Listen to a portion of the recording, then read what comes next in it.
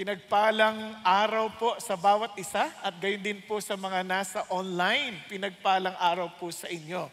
At pwede po ba ninyong batiin din ang inyong katabi ng pinagpalang hapon? Ayan, at doon naman po sa mga nasa online, kung ano man ang oras ninyo, dalahin ko pong kayo po ay pagpalain din ng Panginoon Diyos. At siyempre, ang pagpapala po para sa ating lahat. Sabi nga ho sa Bible, everyone must be blessed. The Lord bless you and keep you, and the Lord make His face shine upon you and be gracious to you. Di ba? Ang sarap po nun, ano? Parang that is the very heart of God for everyone that He loves. No? Yan po ang hangad ng Diyos. Ngayon po, tayo po ay nabubuhay na po sa panahon ng mga AI. Napansin niyo po ba yan? Kaya tamang-tama po yung ating series, Real Talk, Real Walk. Kasi kung mapapansin ninyo, pag sinabi niyong AI, Artificial Intelligence. So ano po mapasok sa isip niyo pag narinig niyo artificial? Ha? Ano po? Fake. Pag sinabi mo artificial, siyempre artificial, hindi totoo, hindi natural. Di ba? Artificial eh.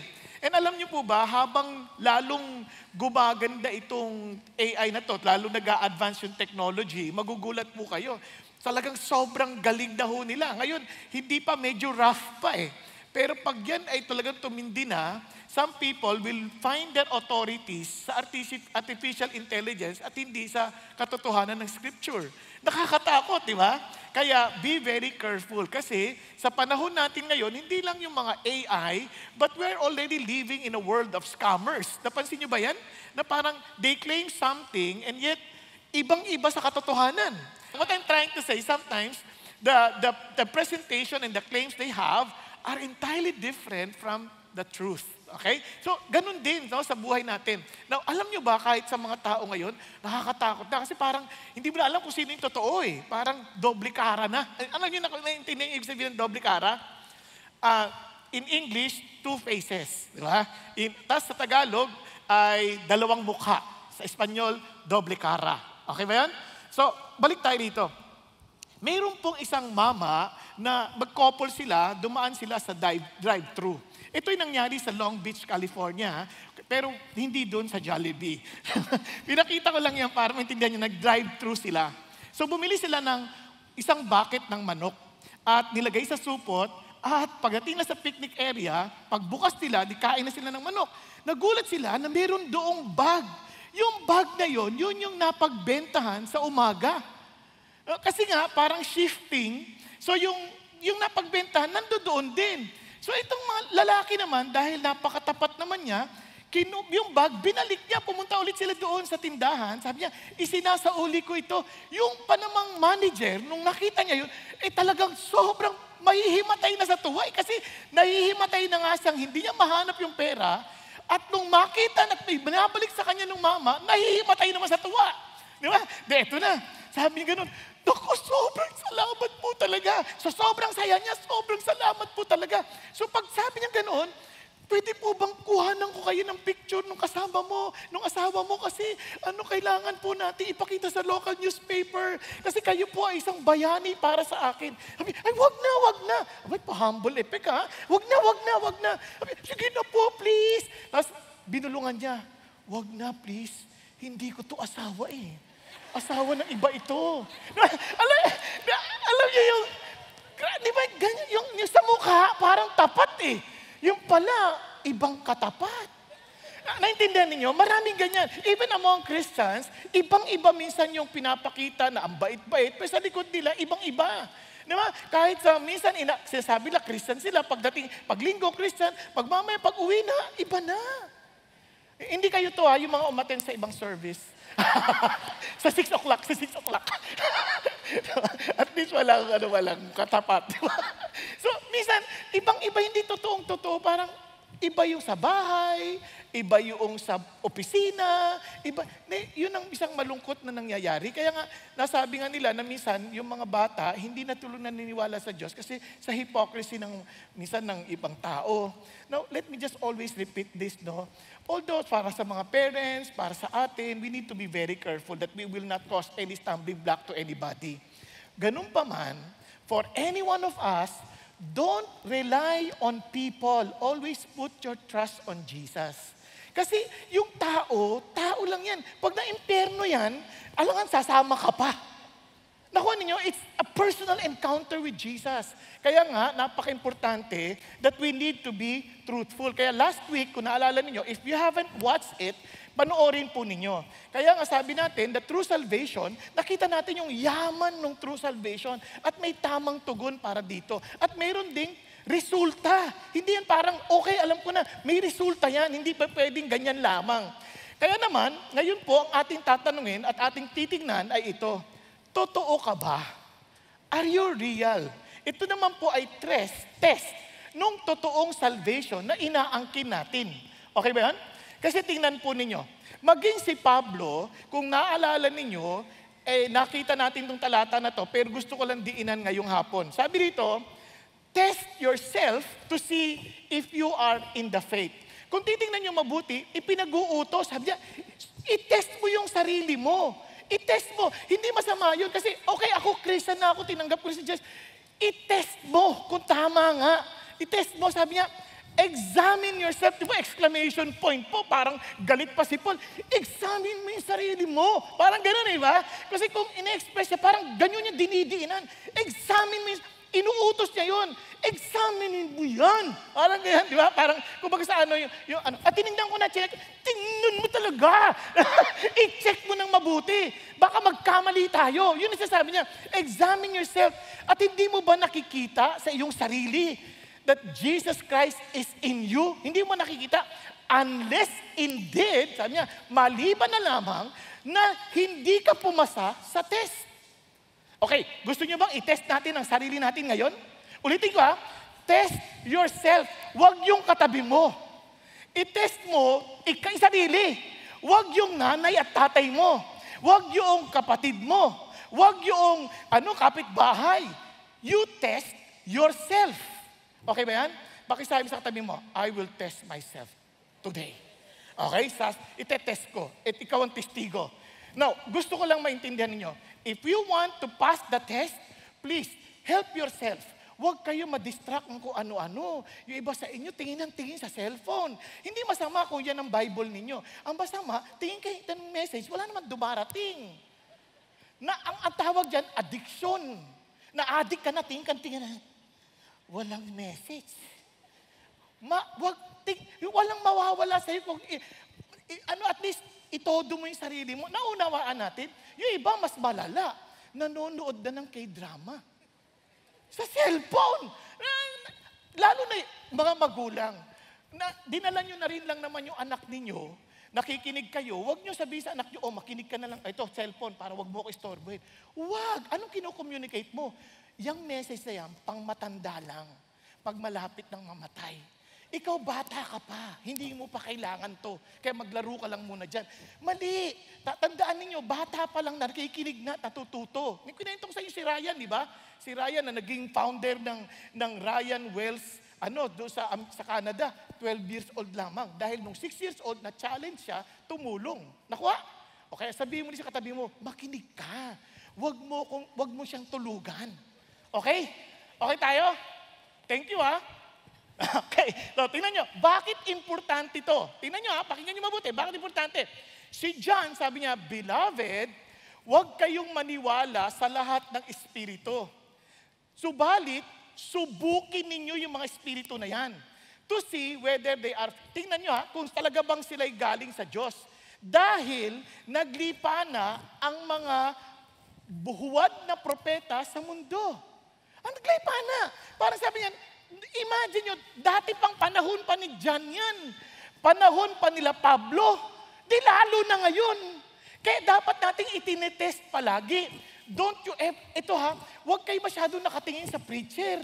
Kasi ang preacher minsan, tinotoyo din yan At hindi lang yun, minsan, yung tama siya sa simula, gagamitin ng Diablo, biglang tatalikod. Ako mayroon akong pinakikinggan sa, bilib na bilib ako sa YouTube. Bilib na ako, galing. Sabi ko, galing nitong maman to.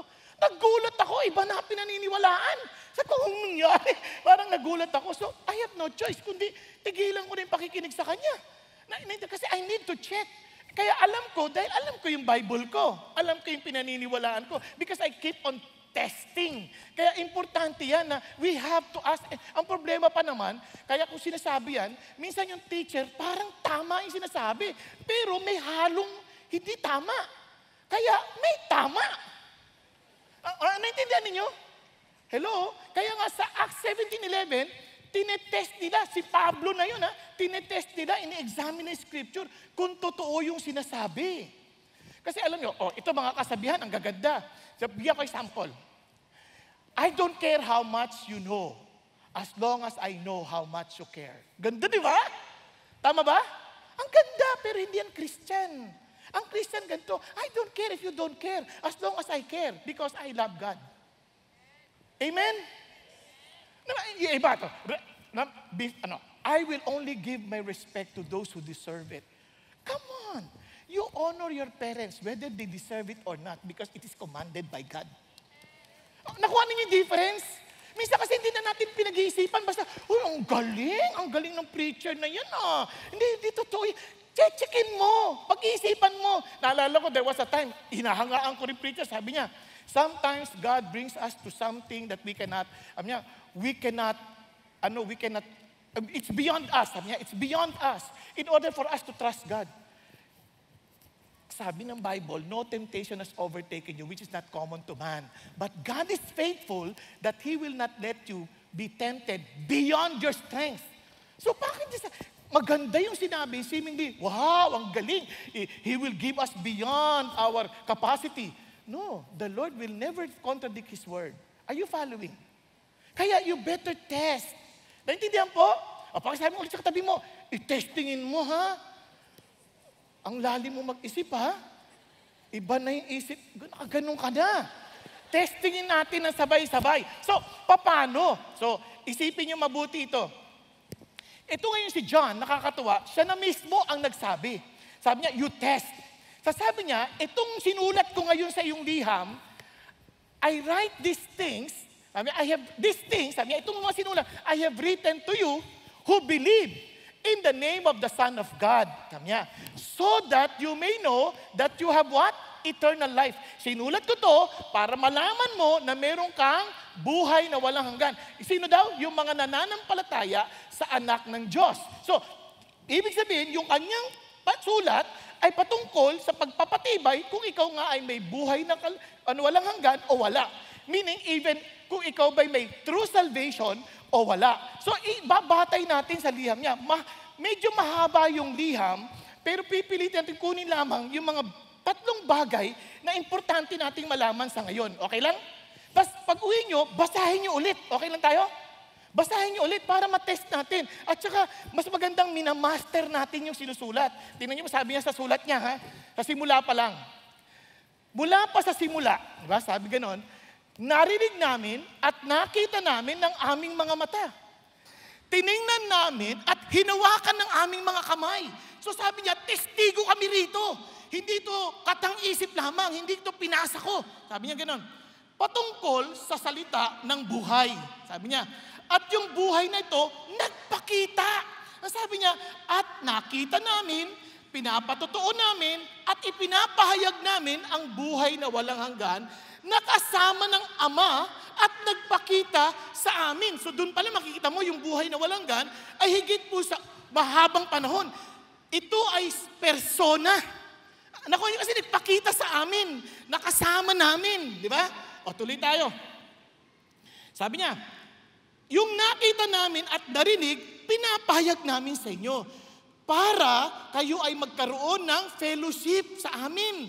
Sabi gano'n, at totoo nga itong fellowship na ito ay fellowship with the Father, with His Son, Jesus Christ, at ang lahat na ito sinulat ko upang lahat tayo, sabi niya, our joy may be made complete. Sino ba ayaw ng ganun?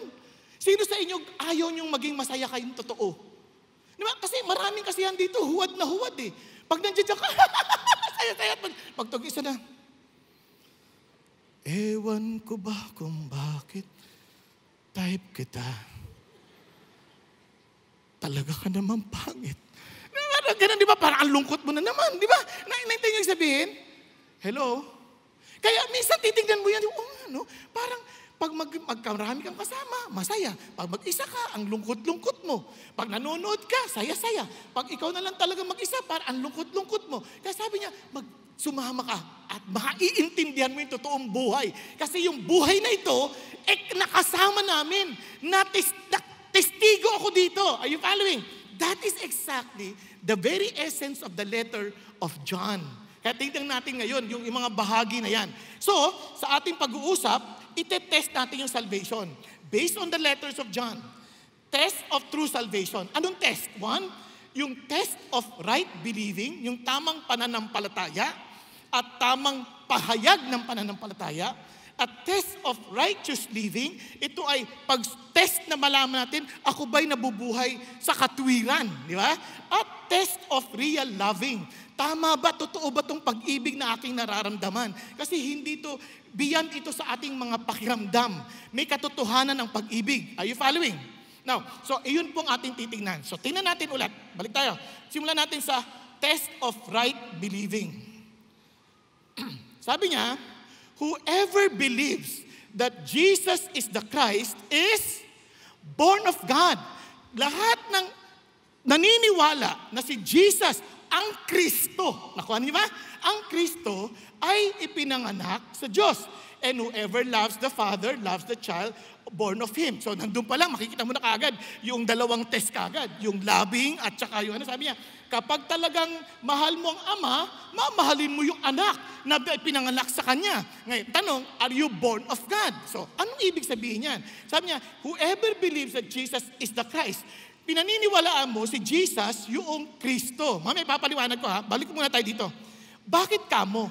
Marami nagsasabi, naniniwala ako kay Jesus. Naniniwala ako kay Jesus. Wait. Huwag kang muna masyado magbadali. Kasi sabi ni Paul, natatakot ako na ikaw ay malinlang ng ahas tulad ng pagkakalinlang ni Eva. Sabi niya, ang iyong isip ay mailayo, look at this sa simplicity and purity of devotion to Christ. Pag sinabi mong simplicity and beauty, yung nawala yung kabuuan ni Jesus, patsi-patsi na lang, may dinadagdag. Nakuha niya, may dinadagdag, parang si Jesus plus. Parang ganyan. So sabi niya, relax ka lang, sandali. Tingnan niyo for if one comes, pag minaparito at nagturo ng panibagong Jesus, pwede pala yun. Jesus din ang tinuturo, pero ibang Jesus. Jesus de la Peña. Di ba? Nakuha niya ibig sabihin? Meron palang ganun. Tapos sabi niya ganun. Sabi, whom we have not preached, hindi namin tinuro sa inyo. You receive a different spirit, which you have not received. Or a different gospel, which you have not accepted. You bear this beautifully. Kasi ang unang tamang pananampalataya, hindi yung pananampalataya lamang. Yung tamang object ng pananampalataya, si Jesus. Pero ang tanong, sinong Jesus? Are you following? Kaya, yun ang titingnan natin. So balik tayo kay John. Sabi ni John, who is the liar? But the one who denies that Jesus is the Christ. Now, balikan na natin ngayon. Yung the Christ, ang ibig sabihin niyan, the anointed one. Ito yung pinangako ng Diyos na magiging tagapagligtas ng mga kasalanan. Kaya si Jesus, ang ibig sabihin niyan, Joshua is Savior. Yung Kristo naman, meaning He is to be your Lord. Hanggat hindi mo inaangkin, kasi marami, sasabihin nila, si Jesus, ano lang yan, mabuting tao lang yan, preacher, naniniwala naman sa Kanya, pero hindi siya Panginoon. Andiyan pa kayo? Hello? Para ako nagsasalta mag-isa. Di ba? Nakuha ninyo? Parang, hindi, okay na si Jesus, ano yan, Savior. Pero, Panginoon, hindi. Teka. Sabi niya, whoever, sabi niya, yung pag tinanggi mo, yung Panginoon, parang, sinungaling ka. Nakuha niya. Sabi niya, whoever denies the Son does not have the Father. The one who confesses the Son has the Father also. Parang ganito. Imagine yourself na ikaw ay, wala naman sa atin sa Pilipinas CIA, no? Halimbawa CIA ka. And you have an assignment. Parang sa CIA, sa ating mga Tagalog, para maintindihan natin, tik-tik. Hindi yung tik-tik na binabasa ng mga lalaki. Hindi yon, masama yon ha. Huwag kayong magbabasa ng ganon. Ito yung mga spy. Ha? So somebody came to you and sabi, I have a very important information. Ganyan. Ngayon, maniniwala ka ba kagad? Sabi mo, Sino ka? Obviously, you will only believe that this person is legit. Kasi nakilala mo lang eh. If your boss already gave you, sinabihan na sa'yo ng boss na, ito ha, makikita mo to, maman to, makikipag-usap sa'yo, kasi taas mo, 6'5". At ito, medyo manipis ang katawan. At ito, ganito ang itsura niya. Ha? Ito, at bibigyan kanya ng importanteng information. Tama ba? So, medyo sabi mo, pag nagpakita sa'yo, ito nga yun. And alam niyo bang si Jesus, hindi siya naparito ng ganun-ganun na lamang. Siya ay naparito, sinabi na ng Panginoon Diyos kung sino yung aabangan.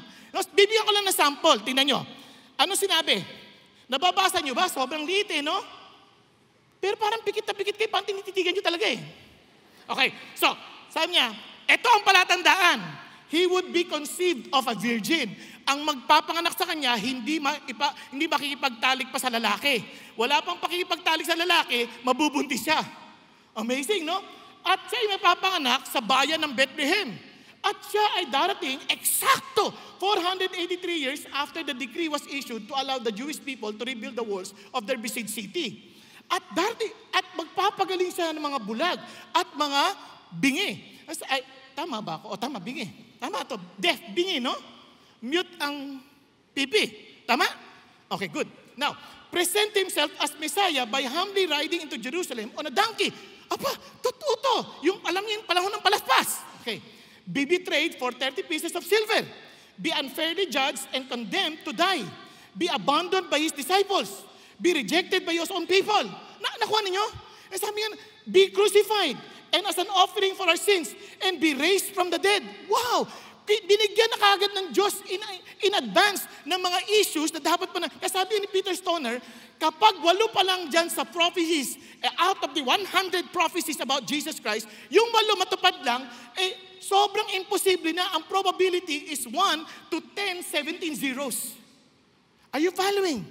Parang near impossibility. In fact, it is really impossible.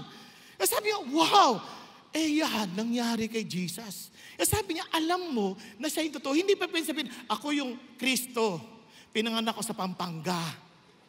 Hindi pa pwede yun. O kaya ako yung Kristo kasi tumataya kayo sa, sa manukan. Hindi ganun. You cannot just claim anything na ikaw yung anak ng Diyos kasi mayroong palatandaan muna. Yan lahat yan, finulfill ni Jesus. Diba? At historically, they will even prove to us that Jesus Christ rose from the dead. Amazing. Hindi lang yung Gospels, kundi even the secular historians, pinagtitibayan. Kaya nga, praise God na itong pinaniniwalaan natin, hindi katang-isip, hindi lang nagpakilala dahil ang galing niya, nagpapagaling siya. Hindi ganon. Ang galing niya magsalita, hindi ganon. Sinabi na ng Panginoong Diyos mismo, anong klaseng Mesyas ang aabangan. Okay ba tayo? Now, hindi pa natapos dyan. Tuloy natin. Beloved, do not believe every spirit. Test every spirit. Sabi niya, bakit? Paano? By this you know the Spirit of God.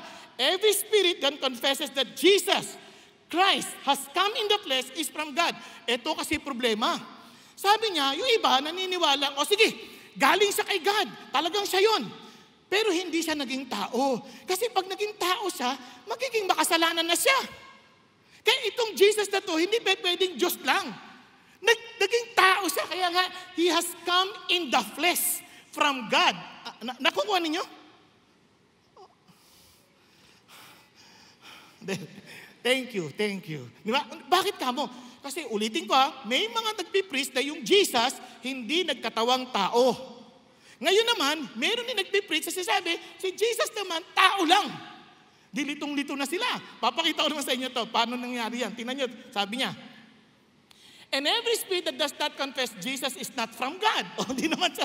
And this is the spirit of the Antichrist, of which you have been heard that is coming, and now it is already in the world. Ano siya sabi niya? Kaya marami na naglipa ng mga Antikristo na tinatangging si Jesus ay nagkatawang tao at tinatanggi naman na si Jesus ay hindi tao. Okay tayo? Yun ang mystery. Kasi sa atin, ang utak, paano mangyayari yun? 100% God, 100% human, paano mangyayari yun? Napaka-imposible. Now, kaya nga sa Diyos eh. Kasi kung naniniwala ka ng Diyos can do anything, naniniwala ka bang pwede siyang mag-anyong hayop? Sinong naniniwala sa inyo? Di ba? Bakit di ka naniniwala katawang tao siya? Ayon sa kanyang pangako from the Old Testament. Are you following? Hindi kasi ubra, naipaliwanag sa inyo nakaraan, pero uulitin ko na lang. Hindi uubrang siya ay Diyos lamang na hindi siya nagkatawang tao. Kasi ang utang nating babayaran ay walang hanggang kamatayan. At tanging makakabayad niyan, may walang hanggang buhay. Pero hindi niya mababayaran kasi kailangan niya i-convert yun. Kaya kailangan niya magkatawang tao para mamatay. At nung namatay siya, hallelujah, nabuhay siya magmuli. Bakit? Kasi ibig sabihin, bayad ang utang. Nagkakaintindihan tayo. So hindi pwedeng, kaya ang tawag dyan ay hypostatic union. Are you following? Parang isa lang. Yan ay isang bagay na hindi kayang gagapin ng isip ng tao, pero dahil sa Diyos, if you can explain everything, then you are God.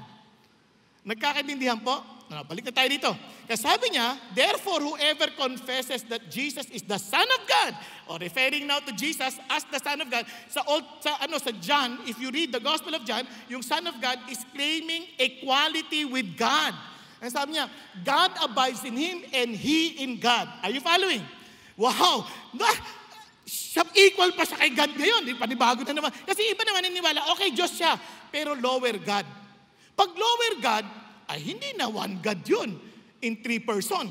O kahit na sa Bible, there's only one God. Hindi na pwedeng maging one. Kasi may lower na. 1 and 2. One higher, one lower. But if they are equal in substance, equal in essence, they can be one. As in, parang ubas. Isang bugkos, isa lang yun na ubas. Are you following? Hello? Pero marami yun. So kaya yung one, hindi pwedeng basta numerical lang, it's a collective one.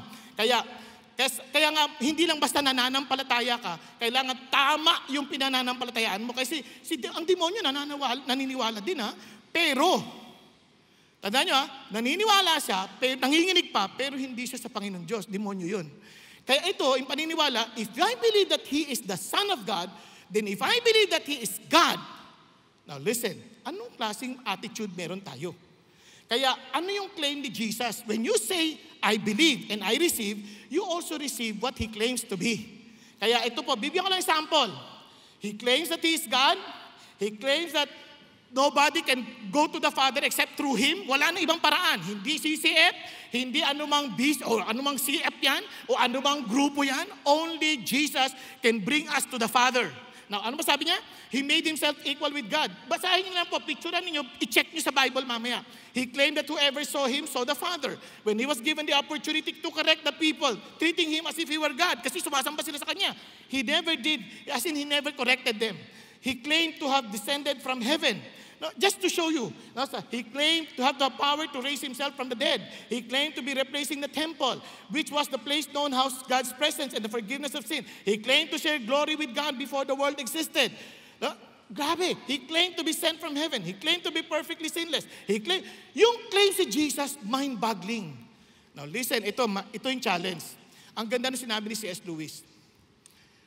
Kasi handa ko nang tanggapin si Jesus bilang isang moral teacher, guro ng kabutihan. Pero hindi ko siya tatanggapin bilang Diyos. Yan ang isang bagay na hindi dapat natin sinasabi, sabi ni C.S. Lewis. Ang isang tao na simpleng tao lamang na nagsasabi ng mga gantong bagay na siya ay moral teacher pero hindi naman sa Diyos as he claimed to be, anong tawag doon? Sinungaling. Hindi ka mo dapat yan sasabihin mabuti siyang teacher. Sinungaling siya eh. Pero, kailangan mong mamili. Tatanggapin mo ba yung kanyang claim o hindi? Either this man was and is the Son of God, or else, baliw. Or something worse. Hindi pwede, o pwede mo sabihin na siya ay sira ang ulo. You can fall at His feet and call Him Lord and God.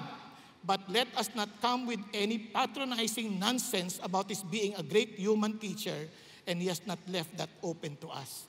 Pag sinasabi mo lang, magaling siyang guro, then you do not really know and believe who Jesus is. Pero kung siya talaga ay Diyos at Panginoon, Anong klaseng tao ka ngayon before Jesus? If you truly accept Him as He claims to be. Ulitin ko ulit. Tingnan mo yung katabi mo. Tapos, I will test myself, hindi ikaw. Pero I will ask you this.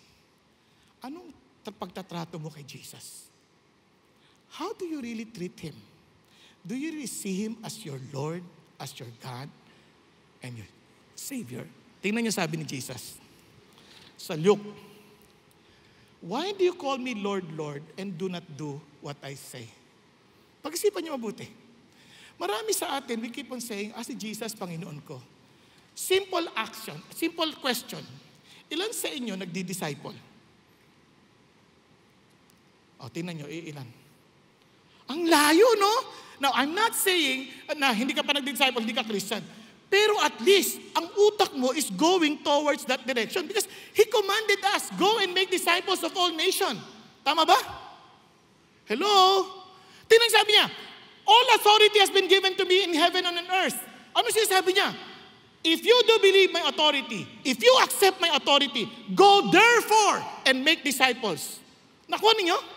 And paano ba mag-make disciples? Go intentionally. Baptize them. Make them committed, be committed to Jesus Christ. And teach them to observe everything that I've commanded you. Then you ask yourself, yung simple at obvious command na ganyan, hindi natin siniseryoso, then we are just taking Jesus as a moral teacher and not as a Lord and as a Savior. Are you following? Hello? Kaya dapat ang heart natin, yun ang direksyon natin. Lord, I want to understand what you want. I want to know what you desire because you are my Lord. Kaya for some reason, kaya ang unang bagay na makikita niyong palatandaan, the moment you understand who Jesus is, bigla ka mai-inlove sa salita niya. For some reason. Kasi nung una, hindi ako Christian, nang una ko mabasa yung Bible, gusto ko itapon eh. Ang bigat, sabi niya, Abraham begat Isaac. Isaac begat Jacob. Jacob begat Judah. Ang bigat nito. Kasi ang English pa noon, napakahirap eh. Bigat-bigat na nga eh. Tinapong ko talaga yun. Pero, for some reason, when I came to know Jesus, I fell in love with His words. Kaya nung hunang hinamon ako sa suntukan, kilala naman ako ng mga kasama ko, yabang mo na, hindi ka na sumasama sa amin sa pagkuha ng mga gamit sa tindahan shoplifters ang itawag. Hindi ka na sabi ko, hindi na talaga eh. Lalaban ka ba? Ginanon ako eh. Sabi, ang paghihiganti ay hindi sa akin. Ito ay sa Diyos. Yan ang nasusulat. Padre Damaso, ano nangyari sa'yo? Diba? For some reason, bigla ako na in love sa Bible eh. Tapos, hindi ko man sinasadyang i-memorize, pupasok sa isip ko eh. Nakuha ninyo? Talagang, basang gusto ko siya. Inuulit ko siyang basahin. Alam niyo ba, mula noong nakaraang taon, 2.5 times kong binabasa ang Bible. Hindi ako nagme-memorize, pero pumapasok siya sa isip ko. Hindi ko na-memorize, pero lumalabas siya pag kailangan ko. Naintindihan sabihin? Kasi sobrang natutuwa ako. Sa tagal ko nang nagbabasa ng Bible, lagi ako nakakakitang bagong bagay sa binabasa ko. Nagugulat ako, wow, ang ganda nito. Wow, hindi ko ito napansin noon. Are you following what I'm saying? Kasi nga, you call me Lord, then you desire for you to know what I want. Kasi Lord mo ako eh. Kaya yun ang ibig sabihin ng I receive Jesus as my Lord and Savior. Kasi marami ngayon nasabi, I receive Jesus Christ as my Lord and Savior. They never understood what it meant. Akala lang nila, yun ay ticket para mapunta siya sa langit. Sa totoo lang, you'll never enjoy langit. Bakit? Kasi anong gagawin mo sa langit? Naglalakad ka sa gintong daanan. Yun ang enjoy. Ganda, ginto dito. Kahit saan ka pumunta, pag magandang lugar, sandali mo lang masasayahan. Pagka forever ka doon, ordinaryo na yan, gintong daan. Ordinaryo na yan. Pero alam nyo kung ano nagpapasaya pag naglalakbay ka? Ang kasama mo yung irog na minamahal. Diba?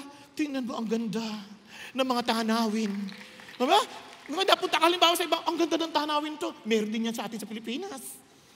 Ang ganda ng dagat na to. Meron din sa Pilipinas. Pero anong nagpagkakaiba? Kasama kita.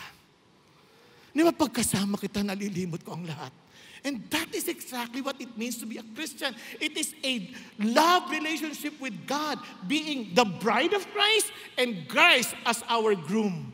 Kaya ang langit, sobrang ganda. Kaya pag tinatanong sa akin, anong tatanong mo kay Jesus pagdating mo doon? Sisiguraduhin ko, pag nakita ko na si Jesus, hindi na ako makakapagsalita.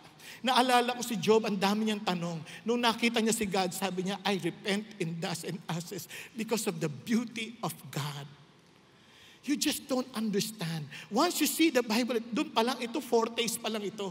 Sabi ko, God, parang, hindi mo ba hanapin ang asawa mo doon? Hindi mo hanapin ang mga anak mo? Sabi ko, palagay ko pag nakita ko si Jesus, kakalimutan ko sila lahat.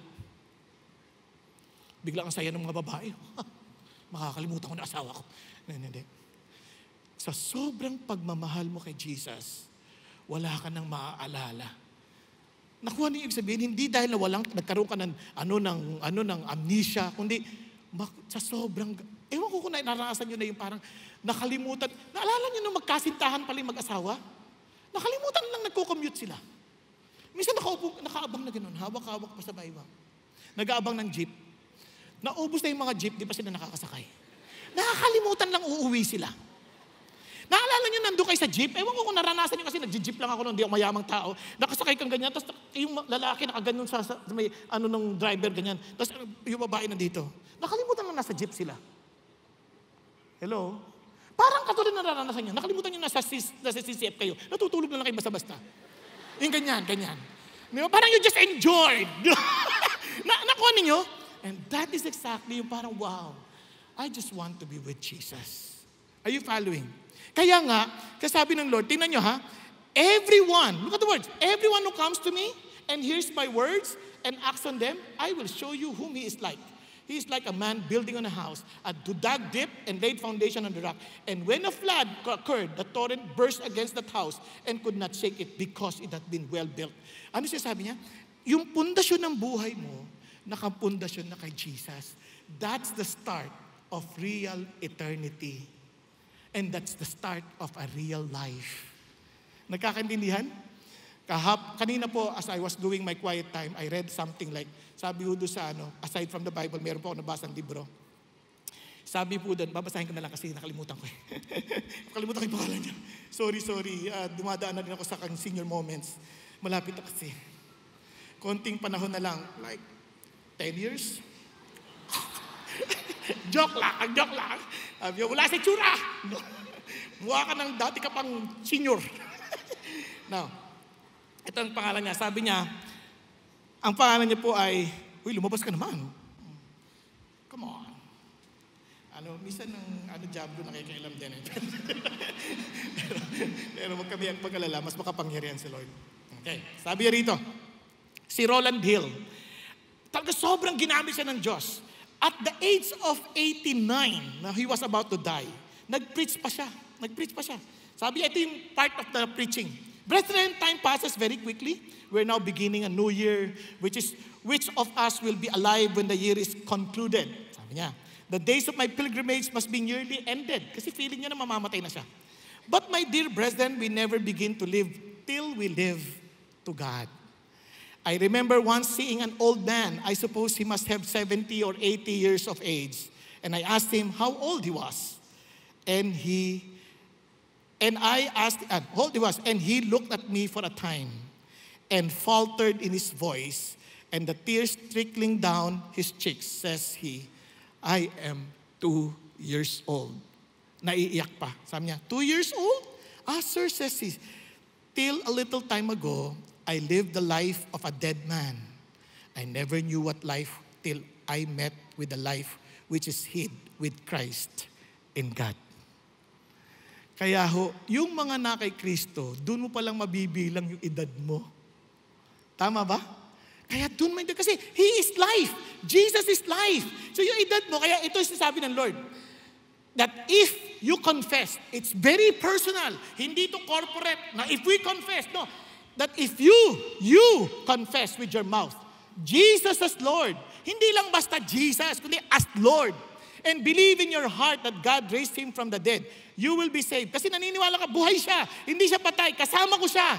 Are you following? And He lives with me. Sabi niya, you will be saved. For with the heart, a person believes, resulting in righteousness, and with the mouth confesses, resulting what? In salvation. Anong epekto? Righteousness and salvation. Hallelujah. Yan ang sinasabi ng Diyos. Kaya naman, mga kapatid, listen to this. Ang Christianity, noon nang balik ka sa Diyos. Kaya yung totoong paglapit kay Jesus, Lord, ikaw na yung Panginoon, hindi na ako. Hindi na yung ako nagdidesisyon. Kahit gumagawa ka ng mabuti, if you're doing that based on independent from God, wala-hiwalay sa Diyos, then you don't understand Christianity. Akala mo lang mabait ka, pero in reality, you're separated from God. Kasi ang totoong paglapit kay Jesus, you're saying, Lord, ikaw na ang Panginoon. Dahil ikaw ang Panginoon, you determine what is good and evil to me. Lord, hindi na ako. Kayo na po masusunod. Kasi maraming tao, sabihin, uy, gumulong ako sa tao. Gumawa ako ng mabuti, nagbigay ako ng ganito.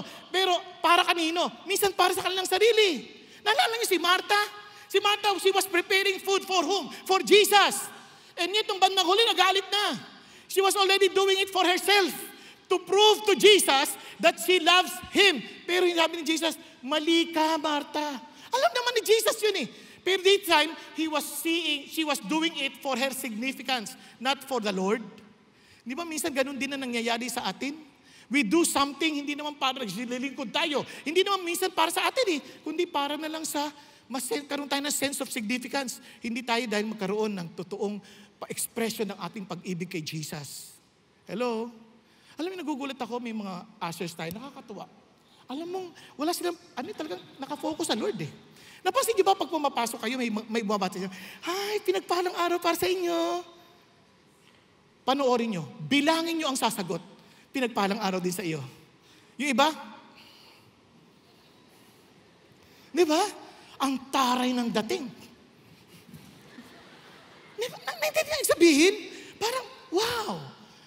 These people are volunteers. They love you. They love Jesus. They want to help you, usher you to a good place to sit and sleep later. Di ba? Nakuha niyo ba yun? Pero minsan nakalimutan natin, kapatid ko yan eh. Should I not respect that person? Minsan may mga driver, akala mo kung sino, yung nagtatraffic, hindi lalang may-ari pa nga ng kumpanya yun eh. Pwede kang ang bilhin nun eh. Pero pinaglilingkuran ka, tapos sasagasaan pa. Oops.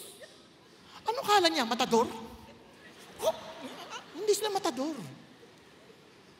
May-ari sila ng mga kumpanyang minsan naglilingkod sila na wala sa kanilang mga itsura because they're doing it for the Lord. Diba? Rerespetuhin mo lang eh. Sa totoo lang, tanungin niyo mga gwardya. Papasok ako, papakita pa ako ng mukha. Hello po. But I just want to show them respect. Because I respect them and love them as my brother and sisters in the Lord. Are you following? Now, ito po ang ibig sabihin ng Panginoon Diyos dyan. Diba? Kaya it's not about us. Kaya it requires what? Repentance. Kaya yung preaching lagi may repentance. Kasi yung repentance, it tells us, Lord, from now on, no longer I, but Christ. Nakuha ninyo? Nagbago na. Hindi na ako. Si Kristo na. Kaya nga sabi ni J.I. Packer, kasi yung repentance, pagbabago. Sabi nga ni J.I. Packer, repentance as we know is basically not moaning, remorse, but turning and changing. Ayoko na, mali yung ginawa ko. Magbago ka. Huwag yung puro ka na lang, mali ginawa ko. Para ka si Judas. Si Judas, nagpakamatay. Mali ginawa ko, nagpakamatay. Si Peter, nanong balik. Yun ang repentance. Bumalik siya kay Jesus. Kaya sa mga preaching, mapapansin nyo, solemnly testifying to both Jews and Greeks of repentance toward God and faith in our Lord Jesus Christ. Dito na ako mananampalataya. I will follow what Jesus is saying because I believe in Him. Kaya nga, yun ang pinaka-importante. Sabi dito, ulitin ko na naman, but declaring both those Damascus first and Jerusalem and Judea, even to the Gentiles, that they should return to God, performing deeds appropriate to repentance. Kaya tama si Devil Tozer. 1,000 years of remorse over a wrong act would not please God as much as a change of conduct and a reformed life. May pagbabago kasi hindi na ikaw ang masusunod. Si Jesus na. Minsan ayaw mo, pero yun ang gusto ni Jesus, sunod ka by faith. Lord, ang labo. Pansinin mo yan. Ayaw, pansinin yan. Ang sama ng mukha niyan eh. Galit ako sa kanya. Hindi importante yung galit ka. Mahal ko yan. Mahalin mo. Kahit ako, bilang kami mag-asawa, ang ganda ng asawa ko. Parang anghel. Pero minsan nagiging parang hulog na anghel. Fallen angel. Minsan, hindi naman palaging anghel-anghel eh. There was a time, na galit ako, ayoko siya tabihan. Ay, galit ako, talagang inisin sa kanya. At sabi ng Lord, bumalik ka. Tumabi ka sa kanya, mahalin mo siya. Hindi ko, galit ako eh. Hindi ako galit. Ikaw galit ka, ako hindi. Ako na nabubuhay sa'yo. Tama? Opo. Sige, sabihan mo, I love you. I love you eh. Lord naman eh, galit ka. Ikaw galit, ako hindi. So you follow me. I love you. Akala ko tulog na eh. Kasi nakaganyan na, yung pala naka-ready lang. Just in case. Di ba? Biglang bumaling. I'm sorry, I'm not perfect. Di ba? Naku yung sabihin? So, doon mo maintindihan, no, it's not about me. It's about Jesus na. Kaya tuloy, yung mga relationship na ayos. May mga ayaw tayo, ayoko na to. Hindi ko yung papansinin. Pansinin mo. Dahil mahal ko yan. Ganun ba ako magmahal sa'yo? Gusto mo hindi kita pansinin? Pansinin mo. Kaya yan yung sinasabing may reformation. Kaya hindi natin kaya. Kaya nga si Lord na nagsabi, with gentleness. Tingnan nyo ha? Kaya pag huwag mo yung parang harsh, ikaw magsisi ka na! Huwag ganun. With gentleness, correcting those who are in opposition. If perhaps God may grant them what? Repentance, leading to the knowledge of the truth. Yung minsan, karoon ng sunog sa LA. Minsan, inuhusga na natin, yan kasi, mga blasphemous. Be gentle. Ba't hindi na lang natin tulungan? And let them show that our God is real because we show them the love of God. Amen? Minsan, ang dali natin maghusga. Wag na. Hindi natin role yan. Ang role natin is to be gentle and hopefully that God may grant them what? Repentance. Kaya tayo, nung nagrepent tayo, it was God who granted that kind of heart. A soft heart before the Lord. Amen po? And look at the, pasensya na, kailangan kong tapusin. And look at the effect. If we receive the testimony of men, the testimony of God is greater. For the testimony of God is this, that He has testified concerning whom?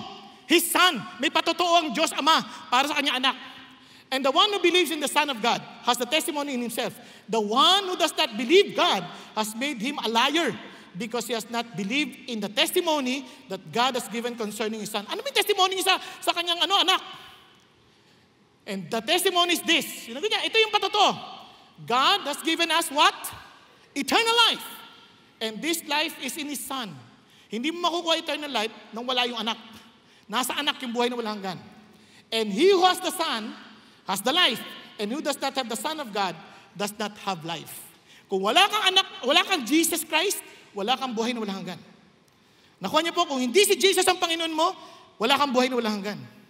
Kung ikaw pa rin nasusunod sa buhay mo at hindi si Jesus, wala kang buhay na walang hanggan. Forget it. Yun ang sinasabi niya. Kaya ako ito sinusulat sa iyo para malaman mo na mananampalataya kay Jesus that you may know that you have eternal life. What is right believing? You are trusting and accepting Jesus for He claims to be. He is God and He is our Savior. Amen? Yun ang right believing. Wala yung mga feelings lamang. Yung feelings come and go. Pero ang tanong, sa reality ng buhay mo, no matter what happens, siya ang Panginoon mo. Amen po? Now, ito po ang karugtong. Punta tayo sa the test of righteous living. Now, kasi bakit? Nakipag-isa ka na kay Jesus, tama ba? Nakipag-isa ka na. O, anong mangyayari? Ito ang mensahe na narinig ko mula sa kanya, sabi ni John. And sabi ko sa inyo, ang Diyos ay liwanag at sa kanya ay walang kadaliman. Walang kadiliman. At kung sinasabi natin meron tayong fellowship sa kanya at lumalakad pa rin tayo sa dilim, ay nagsisinungaling tayo. We do not practice the truth. O yan. Nakuha niyo yung buhay. Kung siya dyan yung liwanag at kasama mong liwanag, paano ka maglalakad sa dilim? Imposible. Yung konting posporo lang sa dilim, lumiliwanag eh. Tama ba? Di lalo na yung Diyos na liwanag, tapos mananatili ka sa dilim, imposible yan, parang ganito yan. Kasama may liwanag, tapos text ka ng text sa girlfriend mo na may asawa ka na. Di ba? Okay, nag-a-attend ka sa service. Christian din ako. Tapos nagnanakaw ka. Kinukuha mo yung bag ng katabi mo. Parang imposible. Di ba? Parang yung dilim kasi, tinatago mo yung ginagawa mo, hindi maganda. Kay God na ako, pero minumura mo yung katabi mo pag nakataligod ka. Parang, disconnect. No, kay Lord na ako, pagdating sa trabaho, nandadaya ka sa oras. Ang haba ng break time mo. Tapos magtatrabaho ka na, overtime pa hinihingi mo. Overtime ka na. Nakanya ibig sabihin, hindi na yun kasi dilim yun eh. Kung nasa liwanag ka, hindi ka magpapatuloy doon. Yun ang sasabi ng Panginoon Diyos. Pero hindi niya sinasabi na hindi ka na magkakasala kasi out of the weakness of the heart. Yun ang sinasabi niya noon. But if we walk in the light, as He is in the light, we have fellowship with one another. And the blood of Jesus, His Son, cleanses us from all sin. No, if we say that we have no sin, we are deceiving ourselves and the truth is not in us. Pero, kaya nga, pagka ang Christian, kinurek. Oy, mali yung ginagawa mo. Hoy, sobra ka naman! Abang nito, judgmental! Pag ganon, hindi mo inaaming makasalanan ka. Pero pag sinabi mo, ay opo, sorry po, patawarin niyo po ako, bigyan niyo po ako ng hindi ka defensive. Kasi nga, alam mong hindi ka naman perfect. Are you following? Yun ang sasabi ni Jesus, kung nasa liwanag ka, tanggap mo na kailangan mo mag-improve. Tanggap mo, kasi pag nasa liwanag ka na nakikita mo na, ay may dumi pala ako rito, hindi ko napansin kanina yun ah. Ay, meron lang doon dumi ako dito, nakikita ng iba. Kasi part ka na ng body ni Jesus Christ. So sometimes you're being rebuked, you're being, corrected. Hindi ka na nagre-react. Are you following? No. Diba? Pag sinabi ko, uy, tulog ka. Hindi ako natutulog Nagpe-pray ako. Kung tulog ka talaga. Okay lang naman yun hindi masama yun kung may sakit ka, di ka lang matulog, di praise God, nakatulog ka dito. Diba? Look tayo. If we confess our sins, kung yung confess the word is agree. Mag-agree ka kay Lord na kasalanan yan. Kasi may mga tao, hindi, hinalikan ko siya kasi mahal ko siya. Hindi pagmamahal yan. Last yan. Last. Sobra naman si God. Check mo yung heart mo. Sige nga. Ba't mo siya hinalikan? Last nga. Mag-confess ka. Aminin mo na. Di ba? Sabi gano'n. And look at this. He is faithful and righteous to forgive. Grabe ikaw na yung nagkasala, mas makatarungan daw na patawarin ka. Bakit? Kasi bayad na nga yan. Kaya nga, lilinisan ka pa sa kasalanan mo. Paano ko nasabing bayad na yan? Tingnan nyo para maintindihan nyo lang. Babalikan natin yan. Sabi niya, my little children, I'm writing these things to you so that you may not sin. Di ba? Kasi, di ba, pwede ka na humingi ng tawad, patatawarin ka naman daw Hindi. Hindi yan lisensya. Kaya yung sabing patatawarin, sinulat ko to para hindi ka magkasala. Para ganito. Halimbawa, kuya, ano pangalan mo nga? Jomo. Alam mo si Jomo? Nasa pack niya itong katabi niya. Ano pangalan mo? Robert. Nasiko niya ba? Bigla lang. Tapos nakita ko. Tapos sabi niya, uy, sinapak mo. Hindi ko sinasadya. Yung ginawa mo, yan ay sentence to death. Ha? Yun lang. Wala nang kapatawaran. Ha? Papatayin ko na talaga to. Ano ko niyong sabihin? Kung alam mong wala nang kapatawaran, gagawin mo na yung pinakamalala. Bakit ko pa bubuhayin to? At hindi lang siya. Idadamay ko na yung lahat ng katabi. Tama ba? Kasi total, mamamatay naman ako Kaya nga, sabi niya, kung pinatatawad ka, at least you can start all over again. You can now be better. Kaya, I'm writing these things to you so that you will not sin. Bakit? At kung magkasala ka naman, meron tayong tagapagtanggol. Ang sarap with the Father. Jesus Christ, the righteous. Ang sasabihin niya, Tay, bayad ko na po siya. Paano ko nalaman yan? He Himself is the propitiation for our sins. Yung word ng propitiation, kumbaga sa Pilipino, padugo. Para hindi magalit mga engkanto. Pero dito, ito yung magpapaalis ng puot ng Diyos sa kasalanan. Binayaran na ni Jesus. Kaya siya yung bilang tagapagtanggol, sabi niya, Tay, bayad ko na po yan. Tay, papakita lang yung kamay niya. Tay, bayad ko na po. Yun ay kung kay Jesus ka. Pero kung hindi ka kay Jesus, for sure, hindi para sa iyo yan. Okay ba yan? Nagkakaintindihan? Kaya naman, anong epekto sa iyo? Sorry dadalian natin ng konti. Yan. By this we know we have come to know Him if we keep His commandments. The one who says, I've come to know Him and does not keep His commandment, again, sinungaling yan. And the truth is not in Him. Naintindihan niyo po? Now, ito mabigat. No one abides in Him sins. No one who sin has seen Him or knows Him. The little children, make sure no one deceives you. Huwag kayo magpapalin lang, sabi niya. The one who practices righteousness is righteous, just as He is righteous. Tingnan tuloy tayo Sabi niya, by this the children of God and the children of the devil are obvious. Anyone who does not practice righteousness is not of God, nor the one who does not love his brother. O, pag-isipan nyo, dalawang pamilya lang sa mundo. Anak ng demonyo at anak ng Panginoon Diyos. Sabi niya, pag anak ka ng Diyos, ang direksyon mo, righteousness. Pag anak ka ng demonyo, hindi ka makikinig sa Diyos. Ngayon, huwag nyo namang awayin yung asawa. Ay, anak ka ng demonyo! Huwag ganon, huwag ganon. Kasi, remember, with gentleness, we deal with those who oppose us. Tama? So that God may grant them what? The heart of repentance. Are you following? Kasi ang punto dito, kung talagang sa Diyos ka, huwag kang magpapanila. Kasi marami ngayon nagtuturo na okay lang magkasala ka lang magkasala. Meron pa ako naalala eh. Sweetheart, nandaya ako sa office. Hallelujah. Praise God. Buti na lang, grace ni God, pinatawad ka na. Okay lang yan. Tuloy mo. What? Hindi mo naintindihan ang grace ng Diyos. Ang grace nanumbalik ka nga sa Diyos eh. Kung baga nakipag-ayos ka na sa asawa mo, ay, hindi mo na uulitin yung ayaw ng asawa mo. Nakuha ninyo? Kaya yun ang punto ng Panginoon. Kaya sabi niya, huwag kayong magpapalinlang. Pero, paano yan? Paano ko nalaman? Paano kung nagkakamali ako? Alam mong anak ka ng Diyos. Alam niyo bakit? Didisiplinahin ka eh. For whom the Lord loves, He disciplines and scourges every son whom He receives. Tama ba? Didisiplinahin ka ng Lord. Imposible hindi. Naalala ko nung hindi pa ako Christian, ang yabang ko magmaneho. Mayabang pa rin ako ngayon. Kaya lang, medyo iba na ng konti. Minsan, nagdadrive ako, pinag-drive ko yung kaibigan ko, Mercedes-Benz. Tapos, siningitan ako ng jeep. Dati ako jeepney driver. Sabi ko, alam mo, ikaw lang marunong. Inano ko rin, pininahan ko. Dumikit sa niya, doon sa side mirror. Ang haba ng linya sa Mercedes-Benz. Yung kasama ko, yung may-ari, tahimik lang. Hindi niya ako pinagalitan, tahimik lang. Pero ako, parang ang ingay ng boses ng konsensya ko, ano ka, bayad ka kayo, bayad ka ngayon. Di ba? Sabi ko, Lord, bakit naman ganun? Minsan lang agad-agad naman. Tapos iyak talaga ako sa Diyos, humingi ako ng tawad. Tapos sabi ko sa kaibigan ko, pare, babalik ko sa iyo mamaya, ayusin ko lang muna to ha. Ako na magpapaayos. Sige lang. Taka, paano ko ito papaayos? Mercedes-Benz ito. Ang laking halaga nito. Namumblema talaga ako. Tapos nag-pray talaga ako, Lord, patawarin niyo na po ako. Tulungan niyo po ako, maayos ko to. Wala akong pambayad dito. Lord, maawa kayo. Ang bait ng Diyos. Sabi niya lang, sige, linisan mo na yan. Lagyan mo ng wax. Linax ko, nawala yung itim. Nawala. Sabi ko, hallelujah, pwede ko nang gasgasan ulit. Hindi ganun. Sinauli ko, saya-saya ko, wala akong ginastos. What I'm trying to say is this, didisiplinahin ka ng Lord eh.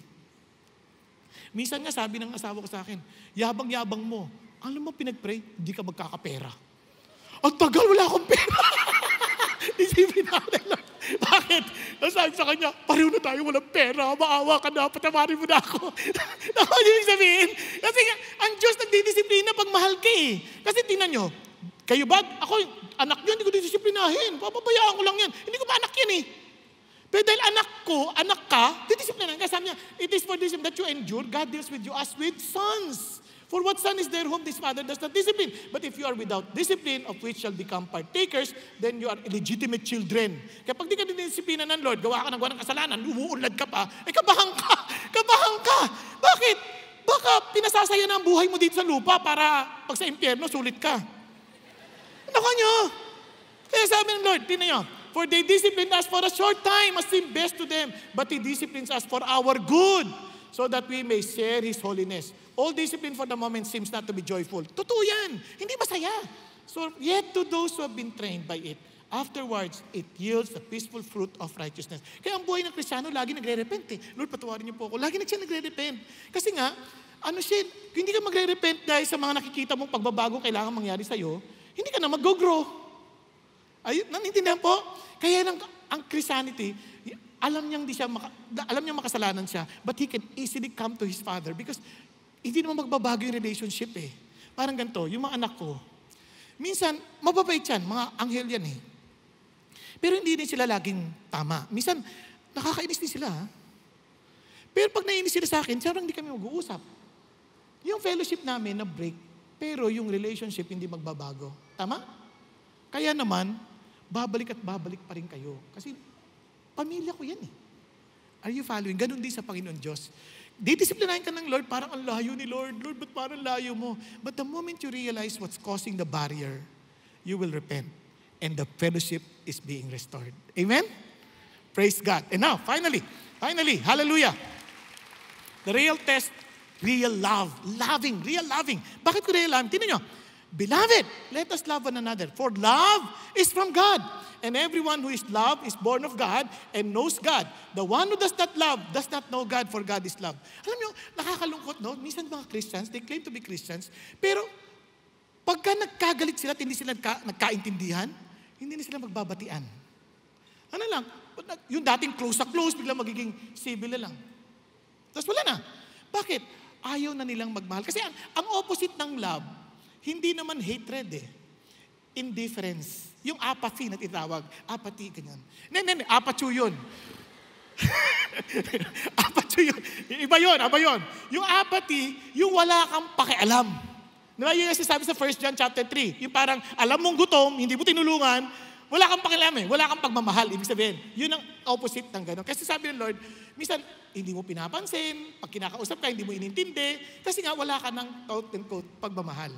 Can you imagine? Christians tayo, hindi dugo ng magulang ang dumadaloy sa atin. It is the blood of Jesus Christ that was shed on Calvary. Kasabi ng Lord, hindi ka totoo kung hindi ka nagmamahal sa iyong kapatid. Are you following? Imagine kung magkapatid na kayo, tapos pareho pa kayong Christian, tapos hindi kayo nagpapansinan, nag-away lang kayo dahil sa mana. Naku po, bigay mo na yung mana sa kanya. Mas importante ang relationship. Biro mo, magkakapatid, sasabihin mo kapatid, tapos niloko mo, hindi mo binayaran ng utang. Magsisi ka na. Kasi kung talaga sa Panginoon ka, hindi mo tatakbuhan ng utang mo. Kasi kapatid mo yan eh. Biro mo, nagdurusa yung kapatid mo dahil sa kagagawan mo. Nakuha niyo yung sabihin? Kaya nga, may totoong pagmamahal. God is love. Tingnan bakit? We love. Hindi natin kaya magmahal. Because He first loved us. If someone says, I love God and hates his brother, he is what? A liar. For the one who does not love his brother, whom he has sinned, cannot love God, whom he has not sinned. Imposible. Now, pasensya na kayo ha. Lagi naman talaga ako nag-overtime hanggang 5 o'clock. Pero, kasi importante ito eh. Pakinggan nyo itong testimony ito. Pakita nyo how the Lord, yung tao na pasakop kay Jesus, at biglang matatransform your heart para magmahal. Gusto nyo makita? Pakinggan natin. Video. A blessed day to everyone. My name is Gian. I grew up having hardworking and loving parents. They are both in the showbiz industry, and I am blessed to say that they've raised us focusing on God and family. When I was in grade school, my dad was called to serve for government. Being exposed to this line of work and calling was not easy for me. I remember when I was in college, it brought a lot of challenges to our family. There were a lot of attacks being thrown our way, and I remember my dad would always say, when you're doing something good, expect to be attacked. When you are doing something good for God, expect to be attacked viciously. Seeing all these, I despised politics. I didn't want to have anything to do with it. After I graduated college, there was an open door to either join showbiz or politics. I rebelled. I did not listen to anyone but myself. I started to fulfill my own selfish desires. I wanted to focus on making a name for myself.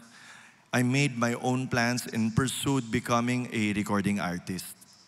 I wanted to prove everybody wrong. I did everything my way. A couple of years later, I got my girlfriend pregnant and we had a son. I still continued pursuing my dream even if I couldn't provide for the two of them. I would often tell her, I'll take care of everything. I go where the road takes me. We fought often.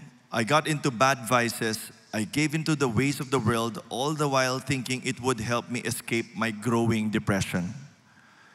We eventually got married, but on our second-year anniversary with 2 kids, she found out I was unfaithful and wanted to end our marriage. I tried to win her back, but nothing worked. My depression kicked in again and I wanted to end my life.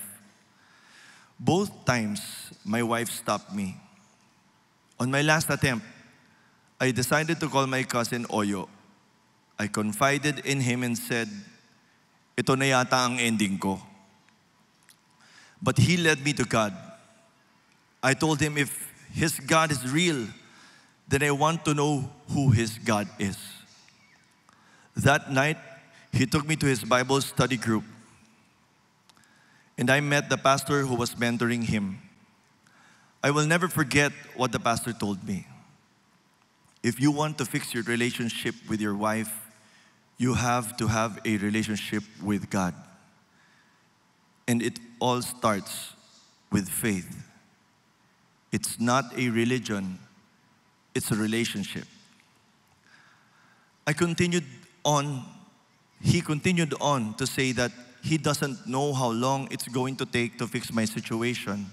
It may take years, months, or weeks, but he guarantees that God can and will fix it in his perfect timing. He assured me that God loves me and wants to have a relationship with me. The decision is mine to make. Right away, I desired to have a relationship with God and surrendered my life to Christ as my Lord and Savior. God was so good because while I was working on having a relationship with Him, my wife was also working on her relationship with Him. In 2 weeks, God fixed and restored our marriage. God blessed me with a newfound purpose in life and blessed me with work to provide for my family. This year, we are celebrating our 19 years of marriage with our 6 kids. Praise God. Looking back, God was so faithful. He went ahead of me and allowed all of these to happen because He wanted to mold my heart first before He put me where I am now. In 2010, God opened the door for me to serve Him as a city councilor in Quezon City. I was very reluctant at first. I even said, politics is dirty. Why would I enter to politics when I'm already a Christian? But God put that burden in my heart to answer that call. I prayed hard about it and even talked to our spiritual leaders in church. Then, I decided to give it a try. I really did not want to be in the world of politics, but I also know in my heart that if it's God's will, then it means He wants me to make a difference in the political world. Today, I've been serving God through serving the people in Quezon City for 15 years now, 9 years as counselor and 6 years as vice mayor. Whatever I say and do, I make it known to everyone around me that I am working for the Lord and not human masters. My standards will not be of the world, but of God. I make sure not to take credit for all that I do, because it is God working through me. He made the desire of my heart to make His name be known, not mine. Before, I would say, I go wherever the road takes me, but now it is, I'll go wherever the Lord takes me. The verse from Philippians 2:3 became one of my driving forces. Do nothing out of selfish ambition or vain conceit. Rather, in humility, value others above self. I want to thank the Lord for my wife, who through the power of the Holy Spirit forgave me. I pray that our marriage will stay strong. Looking back, I know that the challenges in my life were brought about by the real encounter I had with Jesus Christ. When I finally understood that true salvation gives, it allowed for me to fully submit to God's leading. And now, I know that the journey I have with God is impacting the way I deal with my work and service, my family, and everything else I face in life. I am Gian Soto, once a master of my own self, but now a servant of my Lord and Master Jesus Christ. To Him be all the glory, honor, and praise. Amen. Praise God. Napansin niyo po ba yun? Yung laking transformation. Dati, paraan ko. Ngayon, paraanan ng Diyos. Dati, sarili ko lang. Ngayon, iniisip ko, paano ko magpapagsilbihan ng ibang tao. Meron 19 years na sila, alam niyo po ba, nasagap kong chismis? Ay. Iiwan na rin yung babae. Yung kanyang asawa, i-divorce na. Kanya naman, dahil nakakilala sa Panginoon Diyos, pinatawad niya ang kanyang asawa. Kaya po, hindi dapat natin hinahabol na yung kasalanan. Si Jesus na. Kaya kahit masakit sa atin, niloko, papatawarin mo eh. Bakit? Kasi yun ang sabi ng Diyos eh. Diba? Kaya sila na umabot ng 19 years. Amen po? Ngayon, bakit ko nasabi? Kasi ito tayo, pakinggan niyo po sa John 13:34. A new commandment I give to you that you love one another. Even if I have loved you, that you also love one another. By this, all men will know that you are my disciples, if you have love for one another. Grabe, no? Makikita yan sa pamilya natin, makikita yan sa pamilya natin as a Christian. Sabi niya, hindi yung mahalin mo as you love yourself, hindi, as I have loved you. If you truly understood the love of Jesus, yun ang klaseng pagmamahal, willing to die for others. Sabi nga yung willing to die for the person na kapatid mo. Tingnan nyo lang yung katabi nyo. Handa ka bang mamatay para dyan? Pagtingin, mukhang patay na po, pastor. Hindi, tulog lang, tulog. Ikaw talaga, ang totoo niyan, are you really willing to die for that person? Na ang hanapin mo, ano yung makakabuti sa kanya? Friends, dyan tayo makikilala as Christians. Hindi sa dami natin alam sa Bible, kundi ang ating paggalang at pagmamahal sa ating kapwa dahil sa pagmamahal ni Jesus na pinakita sa atin. Amen po? Kaya po sa kasaysayan, biruin nyo, ang Roman Empire, bumagsak yan. Basahin nyo ang Rise of Christianity. Bagsak yan, bumagsak. Bakit? Because nung sinalanta ang panahon ng buong mundo na ang daming namamatay, ang mga galit sa Christians, iniiwan lang kamag-anak na iligtas lang nila sarili nila. But the Christians, they're willing to stay para alagaan ng mga may sakit na to and even willing to die alang-alang sa kanila. Kaya nga sabi ho, ito na lang, I will end. Sabi ho ng isang bishop, sabi ng isang, wag nyo nang, ayan. Sabi sa later niya sa High Priest of Galatia, Julian urged the distribution of grain and why. The impious Galileans, yung mga Christians ito kasi, Christians, in addition to their own, support ours. It is shameful that our poor should be wanting our aid. Amazing, no? Bakit ganyan yung mga Christian? Sila pa yung tumutulong sa atin, sila na nga inuusig natin. And yet, sila yung tumutulong dahil sila yung nagmamahal because their God loves them. Amen po? Tayo pong lahat ay yumuko at pumikit sandali. Alam niyo, it's a time for us to ask ourselves, did I pass the test? Test of believing.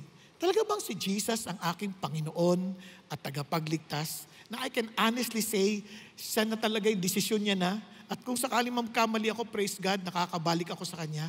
O pag nagkamali ako, parang gusto kong patunayan na I deserve Him. Kaya sigasig pa ako. Hindi. Kundi wala kang papatunayan sa Diyos. You just admit and continue to be with Him. O sa test of righteous living, talaga bang hinahabol ko ang liwanag? Na yung mga bagay na sa pangdilim, na tinatago-tago ko, talaga bang tinigil ko na ba ito? Talaga bang isinuko ko na ito sa Panginoon Diyos? Can I honestly say that my life is really before the light of God? Na I'm willing to be disciplined, I'm willing to learn, I'm willing to grow, I'm willing to be like Jesus because I now live with Him. Ang test of loving. Masasabi ko bang wala akong anumang sama ng loob kahit kanino? Na talaga mayroong paggalang at pagmamahal sa kapwa ko. Nang inisip ko ay sila, hindi ako. Naunahin ko sila, hindi ang sarili ko. Kung sakali man, meron akong ganung pagka-konsensya.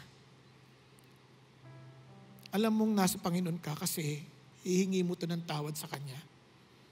At hinihingi mo ito dahil gusto mo talagang magbago. At talagang gawin ang nakakaluwalhati sa Panginoon. Friends, hindi sinasabi ng Diyos na hindi ka na magkakasala. Tulad na sabi ni Pastor Peter, it's a progressive sanctification.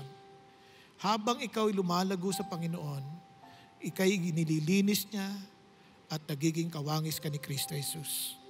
Thank you, Jesus. Hallelujah. Kapatid, before we end, at even sa mga nanonood sa online, kapatid, I'm challenging you. Kung sakali, be honest to God. Kung hindi ka talaga pasado sa sa test na ito, aminin mo, magsisikat, sabi mo, Panginoong Yesus, patawarin ninyo ako. Bagsak po ako sa test, but I want to pass. I want to pass. Kung ganun din ang loobin mo, kayo man nandito sa loob, bukod dun sa mga nasa online, be humble before God. Lord, itaas mo kamay mo sa Panginoon, Lord, gusto ko pong pumasa. Gusto ko pong pumasa. Thank you, Jesus. Yes, huwag ka maya. Be honest to God. Kung malayo ka talaga, Lord, gusto ko pumasa. And doon sa mga nasa online, you ask God, Lord, gusto ko rin pumasa. Thank you, Jesus. Come to me, those who labor and heavily laden, and I'll give you rest. Sabi ng Panginoon, just learn from me, for I'm humble and meek. Gusto ko pumasa. Be humble. Thank you, Jesus. Lord, nakikita niyo mga kamay na ito, they want to pass. They want to make sure, Father God, that they belong to you. And Lord Jesus, I pray to reveal yourself to them and establish that relationship with them. Thank you, Lord God, for their personal conviction to come to you, accept you as their Lord and Savior, and to really follow you, Lord our God, and to grow, Father God, in love with you. Father in heaven, I pray, tulungan niyo po ang mga nagtaas ng kamay na ito to experience the joy, Father God, and the new life that they receive from you. Thank you, Jesus. Thank you, Lord. And I pray to empower them with your Holy Spirit. Thank you, Jesus. Thank you, God. At gayon din, Panginoon, sa mga kapatiran ko dito, aming Ama, you know them. I pray, Lord Jesus, I pray to keep us always, Father God Almighty, as we examine ourselves, to keep us always past the exam. And thank you, Lord Jesus, the eternal life we receive is assured in Christ Jesus. Lord, let Jesus reign in us. Let Jesus live in us. Let Jesus be glorified in our lives. Thank you, Lord. We give you all praise. We give you all glory. In Jesus' name we pray. Amen. Hallelujah. God bless you.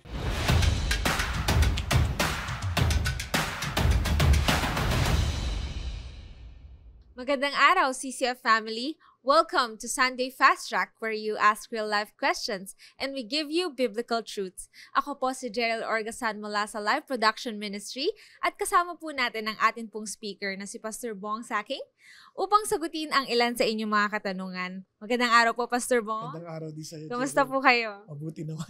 Praise God. Para po sa ating first question, Pastor Bong, pagdating po sa ating pananampalataya, paano po ba natin matutukoy ang katotohanan mula sa kasinungalingan? Ayan, nako, importante, kahit sa anumang bagay, alam mo yung totoo. Di ba? Kaya nga, naalala ko, there was a guy na inaaral nila yung totoong jade. So, ang inaaral lang, puro totoong jade, isang jade lang, paulit-ulit lang tinitingnan. Sabi niya, kailan ba talaga ako tuturuan? Paano ko namang mali? Nung binigyan siya ng maling jade, biglang, alam niya na kagad, mali to, hindi to totoo. So, kailangan maintindihan mo yung totoong pananampalataya. Ano yung una? Ano yung object? Di ba? Si Jesus Christ. Ano sunod? Sinong klaseng Jesus? Kasi ang dami ng Jesus na naglipa na ngayon sa panahon na to. So you need to know kung sinong Jesus. Tapos, anong klaseng Jesus? Di ba? Kasi importante yun eh. So, and maganda, nandyan lahat yan sa Bible. Nakikita mo yan, kaya basahin mo. Hindi ko mo nakabasa ng isang talata, yun na yun. Hindi, ang laki ng Bible, 66 books yan eh. Dapat yan consistent yan sa isa't isa. At nagpapatibay ang bawat aklat sa isang aklat. So, yung claims na yun, hindi pwedeng nagkokontra-kontra. Maraming salamat po. At para naman po sa ating pangalawang katanungan, ano ang mga praktikal na pamamaraan upang kami ay mamuhay ng matuwid? Ayan. Ang mga praktikal na pamamaraan galing din sa Diyos. Una, you meditate on His Word. Sabi ng Panginoon Diyos, this book of the law shall not depart out of your mouth, but you shall meditate on it day and night, that you will be careful to do everything written in it. Then you shall become prosperous and have good success. Ang pangalawa, siyempre, you cannot learn it by yourself. Then learn it with the body of Christ. Nakikita mo how they practically apply it, di ba? Yung sa'yo rin, mai-share mo rin sa kanila kasi we belong into one body. Yan sabi ng Panginoon Diyos na tayo ngayon ay hindi na isa, kundi tayo kasabahagi na ng katawan ni Kristo. So, importante yung mga bagay na yun. At siyempre, never kang maglulus ng panalangin. Sabi ng Bible, if you abide in me, my words abide in you, ask whatever you wish, it shall be given you. Kaya sabi niya, you did not choose me, but I chose you, that you will bear fruit. and that your fruit will remain. Ask the Father therefore in my name, and I will do it. So, importante yung prayer. Kasi, yun yung, sabi nga, Lord, you cannot do nothing if you don't abide in me. So, importante yun, na lagi ka nakadikit sa Panginoon Diyos. And of course, ang pinaka-importante, siyempre, yung fellowship din. Importante yung fellowship. Na i-share mo din sa ibang tao about the truth of the gospel, at then makita mo, may strengthen yung faith mo, and you bring them to a fellowship where you can grow by making disciples. Thank you po. And para naman po sa ating last question, bilang bagong Kristiyano, alam naman po natin na kapag bagong Kristiyano po, ang dami na po nating agad gustong gawin para sa Panginoon. Saan po ba tayo dapat mag-focus? Sa pag-aaral ng salita ng Diyos, sa paglilingkod sa ministry, o sa pagdi-disciple po? Ang unahin mo is to minister to the Lord. Kasi pag nagmi-minister ka sa Diyos, you are worshiping the Lord. Lahat ng gagawin mo is an overflow of your relationship with Jesus. So ang unahin mo is be in love with Jesus. Know Him from His Word, know Him in prayer, and allow yourself to be filled with the Holy Spirit, and the Holy Spirit will lead you kung paano yung mga next steps na gagawin mo sa buhay. On how to serve, on how to disciple, how to minister. Kaya lahat yun is an overflow of your relationship with God. Maraming salamat po, Pastor Bong, sa pagsagot po ng aming mga katanungan. And now, CCF family, ilang araw na lamang po at muli nang magaganap ang ating IDC o Intentional Discipleship Conference this coming January 23 to 25, 2025. Para po sa wala pang IDC tickets, maaari pa po kayong kumuha ng overflow tickets kasama ang mga special inclusions nito sa halagang 1,000 pesos only. So make sure po na mag-secure na po kayo ng tickets ngayon dahil konting tickets na lang po ang nalalabi. At para naman po sa may mga ticket na, pwede na po kayong mag-register ng inyong pong workshop. Para kumuha ng ticket or mag-register ng workshop, just visit idc.org.ph. And of course, ang ating pong IDC Limited Edition merchandise ay available pa rin po at maaari pang mabili dito lamang po sa CCF Main Lobby. So make sure to drop by. And that's it for CCF Sunday Fast Track. God bless everyone.